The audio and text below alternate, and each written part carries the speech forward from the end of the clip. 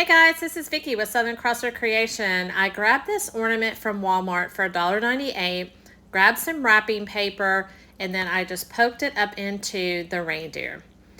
I thought this is going to make the sweetest little place setting for your guest for Christmas. So what we're going to do is once you stuff it all with brown paper, the reason that I'm doing this is because I needed the glue to be able to adhere to something beside just the wire of the reindeer. So once you get it all stuffed in there, you're going to grab some twine, but before we do that, we're going to use this rusty wire to create our little wire placement for our tag. Now this I got off of Amazon, so if you want the link to it, you can message me wire and I'll get that to you. So what I did is I just twisted the two pieces together and then grabbed a paint brush and then wrapped it around the paintbrush to get it curly. This is going to give us the place where the guest name will be able to go into this little curly Q there, and it will stay. How cute is this, y'all? Okay, so once we lay that aside, we're going to start adding our twine. Now this did take me a little bit, and I would say probably about an hour to do this one reindeer. Now I know that seems like a lot, but for the place setting for your guests, this makes a cute little gift for them to take with them once they leave, and they can always use this, either one as an ornament, or two, they can also use this, on a tier tray or something like that. It's just a really cute token for a thank you for coming. So what you're going to do is I went ahead and wrapped one of the ear and then go down his face, and then all you're just going to do is just continue to add. Now what I did find was the hot glue gun was a little much. So if you have a smaller, less, the temperature doesn't get as hot. Mine gets super hot. So what I ended up doing is I ended up switching over to my Surebonder for fabric, and you'll see it right there, and it just worked so much better, and I could get into those tight spaces, and I wasn't, afraid to sit there and burn myself. So you're just going to go around and around for his face until you get to the tip of his nose, and then once you get to the tip of his nose, you're going to cut that off and then poke that right in there. Now, I love my barbecue skewers, and that's what I used in order to get that poked in. I just trimmed him up a little bit, but y'all, look how cute he is. I just love the way that he came out. Okay, I did not show you the entire process, but because basically it's the same for his entire body. You're just going to poke it into a spot and then just start going around. So I'm basically doing his other ear right now, and then I'll do his antlers. Now I thought about actually leaving his antlers wire. You could definitely do that and they would stand out a little bit more, but I decided, as I kept looking at him, I didn't like the hardness of the wire, so I went ahead and covered it up as well. But you could definitely leave, his antlers uncovered.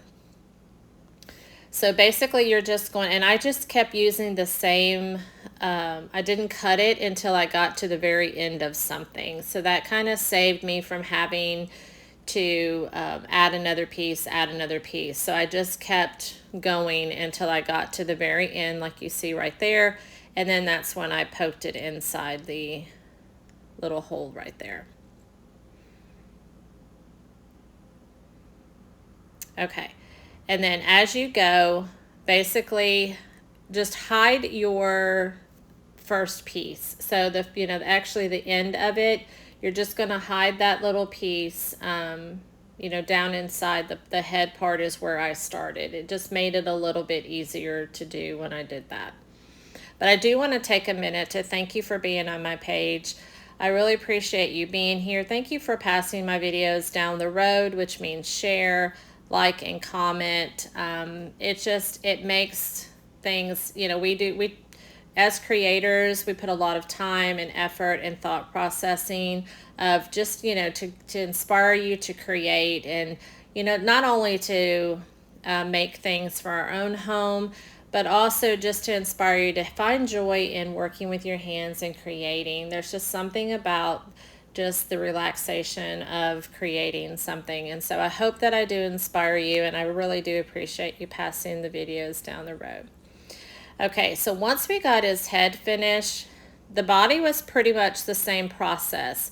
So it did leave a little bit of hole right there by his neck, but I knew I was going to put a bow on him. And then that part really truly is where your creativity can kind of go wild with it. If you have miniature bells, you could put bells on a string and put those around his neck, along with a ribbon. I went ahead and ended up putting some pine, but there's just so many things that you could create to add your own flair to the final process, of the piece. And then right here, what I'm doing is I'm adding my wire so because it is an ornament, it already has a little circle up for the twine that came with the ornament. And that's basically what you're going to use for your wire in order to hold your place setting, the name for your guest. And so once you get that in place, and the reason I went ahead and put that on is because I covered both sides of the on each side of that circle, so I didn't want to have to stop and add that and make sure I got it all covered. So I went ahead and did that at that time. So once you get that going, you can tell. So right there, I was kind of at the end of the chest of my reindeer. And honestly, it looks like it's pretty time consuming, but it doesn't really take a whole long, of time. But if you did several of these, I mean, obviously you'd have to space them out, but you could definitely do a full place setting of these. And I just thought they just came out really cute. And again, it would be something for your guests to be able to take it home, take home to them. You could also put, thank you for coming. You could be, just anything. You wouldn't have to, put the person's name. You could definitely put a thank you for coming or Merry Christmas or whatever. That's exactly what I did, is I just did a Merry Christmas. Okay, once you get around to the back side of him, you're going to continue on. And like I said, when you put that Surebonder on the actual ornament, it goes onto that brown paper and it gives it something to hold on to. If you didn't have the brown paper in between those pieces of wire, there would really be nothing for the twine to grab onto, and I feel like it would be very, very loose. But once I got all of this on there, it's a pretty solid piece. Now, obviously you could use a thicker twine than what I did, and it would actually cover, you'd have less twine but more coverage if you used a thicker twine. This is pretty much a medium-sized twine. I don't know the exact thickness of it, but they definitely make some smaller and they make some bigger, so that's just kind of what you have. This is just what I had on hand. And then what you're going to do is the one leg was kind of attached to the top part, and I just came all the way down his leg. And then once you get down, now there's two ways to do this at the very bottom. So there is on the foot part, there is a piece of wire, obviously, where it's all connected. And I left that on the very, very bottom, just so that it would have some stability to sit. And then once you get it all nice and tight on there, you can go back and actually clean it up and trim it up a little bit. But honestly, I loved the little pieces of hair or the twine sticking out, because it looks like reindeer hair. I mean, that's kind of what my thought process was. Okay, and then on this last little leg, I started getting it pushed up in there, because this leg is kind of back up underneath of the other one. And so you just kind of have to push that back up in there and then start your process of going down. But isn't this coming out so cute, y'all? I just thought it was so super cute.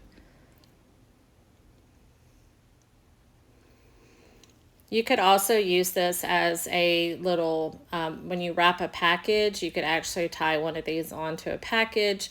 But I think the place setting is probably by far my favorite. And when I seen these, I knew that's exactly what I was going to do with mine. Okay, and then once you get down to the bottom, again, you'll see the foot a little bit better right here where you'll see the black part of the foot. I kind of left because that gives it the ability to stand up a little bit better. Okay, and then the last process we have his tail. Again, you could use a different piece of fabric if you wanted to. There's so much that you could do with this little ornament. I just thought it was, for $1.98, it's just so, so really cute. And the fact that you don't have a lot of material or cost involved in this little piece.